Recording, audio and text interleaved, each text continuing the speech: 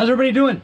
All right, so Michigan officially, this is I think day 2 of shelter at home, only essential personnel out. So that means contractors, unless you're actually doing something for essential personnel, like you shouldn't be out there, shouldn't be doing your jobs, shouldn't be working, all that kind of stuff. And they actually, they threaten to either arrest you and a fine and or lose your license. So I don't need that drama in my life, so it means I'm gonna have a couple weeks off here. I think April, like middle of April, is when they're talking about. I think so. So I'm not all up on that. So I'm sure somebody will tell me, or I'll get a Facebook notification. My wife will be like, "Hey, go back to work." So, or my customers will call me and be like, "Hey, go back to work." So until then, we are just working on a couple projects around the house and getting caught up on everything.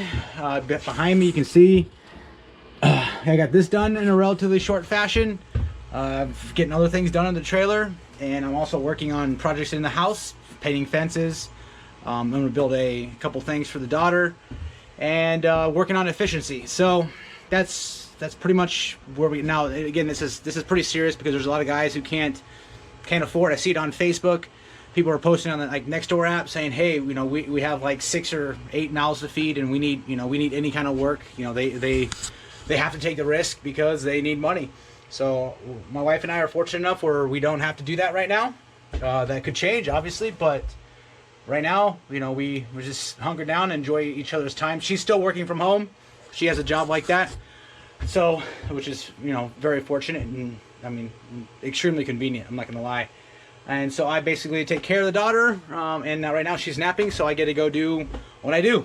And right now it's making a video. So as far as things you can do, I know I can. My wife suggested you can offer like training or doing bids for other contractors if they need help, stuff like that. So there's other things you can do. If you're out there, you can always source. I would say get your marketing up to speed, making sure your website, anything like that, is good to go.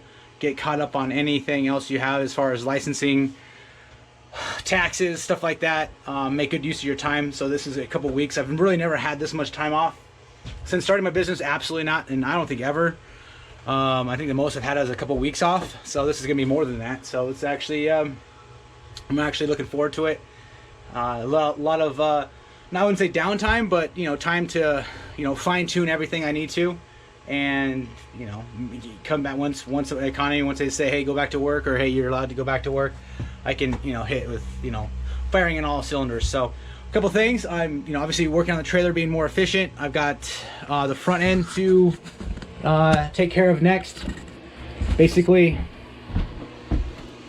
well, if you guys haven't seen, this is obviously I'm charging my battery bank right now. I got the inverter running. It's gonna be running all day, but you can see right now it's pumping in 6.9 amps, so it's not, the battery bank's pretty much full. I'm just basically, that 6.9 amps is what the lighting's taking, and the inverter, when it's charging, I think I got 1 battery. Let's see what I got. Yeah, I'm charging 1 battery and my phone right now. So, and one of my lithium-ion Streamlight flashlights.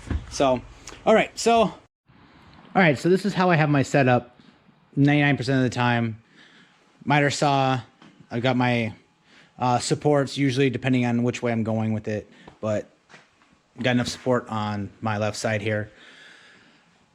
So obviously this has been working out just fine for me until my miter stand snapped. So both sides did it like at the exact same time. These are plastic, so pretty something that probably should be made out of some sort of aluminum or steel, but makes it so this can't support anything. I can do the top part, but it's still gonna sag. So it is what it is. I will get them replaced. Makita's very good about warranty, not giving me parts, and even like when I snapped this, it cost like I think $13. So I repaired it myself. So I'm sure it's not gonna, the shipping's gonna cost more than the actual parts itself. So not too excited about it, but again, this is not my favorite miter stand. I might upgrade to their other stand or just a different stand altogether. But the point is, I like this setup because I'm going to be, this next version is going to have an inlay for my 12 inch miter saw in the center, but I don't always need to have it set up. I can always just set it like this. That way I have straight out feed, in feed. Absolutely, you know, a lot more space than I need to. And I want a stand that I can actually adjust the height a little better, because you can see, so we're on that side over there, but you can see the space. So, and then it hits, just because obviously the garage floor is not level. And every time I'm setting up any kind of main work area, I have to shim up either the legs, raise up something, you know, to get it to where I need to.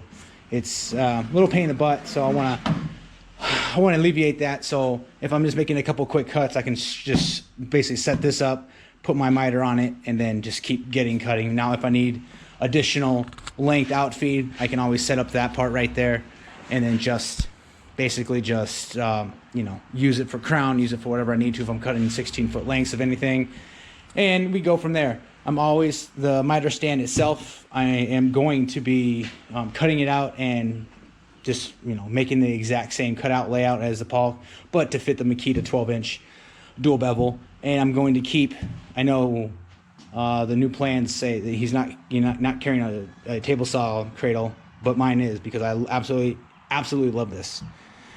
This is by far one of the best things about this entire setup. So I'll run it, I'll modify it so I can have my posts to feed inside, and then, you know, we can keep this basically the exact same setup. I am not doing the actual what do you call them? I'm having a brain fart. The actual stands, because I like these stands. They work great. It's super quick setup. Not saying the other ones are not, but if I need additional storage, I can just lay out something underneath it, and we're good to go. So I'm gonna be focusing completely on just the actual miter cutout, and then router, and then I need saw stops so I can actually make complete repetitive cuts. That's the main thing. All right, sorry, battery died, but anyway. So yes, having two miter saws is going to be fantastic. I can have a 12-inch here. I'll keep, and then if I'm having a miter saw here, then obviously I won't have one right here. I might still, but having both miter saws is going to help. Even though I'm going to get rid of this, or at least fix it up, it's better to have it, and then that way I can have multiple production. If I'm doing different kind of angles, I can have one saw set at one angle, one saw set at another angle, and just kind of go between the two. Providing, obviously, I measure to make sure they're accurate. But that's the plan. And obviously this breaking down on me, I'll get, you know, depending on the mail and stuff, I'll get it to work. But we'll be doing this, you know, sooner than later, and not having, I'll wait on the actual router station, but I definitely want to get my repeated cuts in, and get this table up and running the way I want it to. And I'll go and actually measure, and I'll build this out for the 12-inch, even though I have the 10-inch right now. But that way I don't have to do it again, over and over again. But the plan is to have both saws up and running, plus having the availability for the table saw and an extra outfeed. So, all right. Like and subscribe if I think I've earned it. I appreciate it. You guys stay safe out there. See you in the next video. All right, let's see the dust collection here.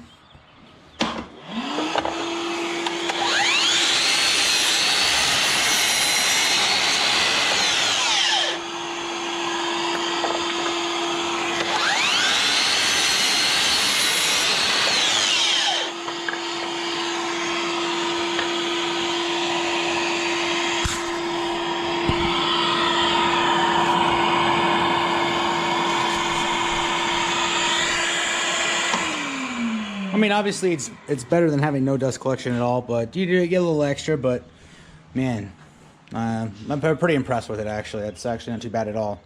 So, all right.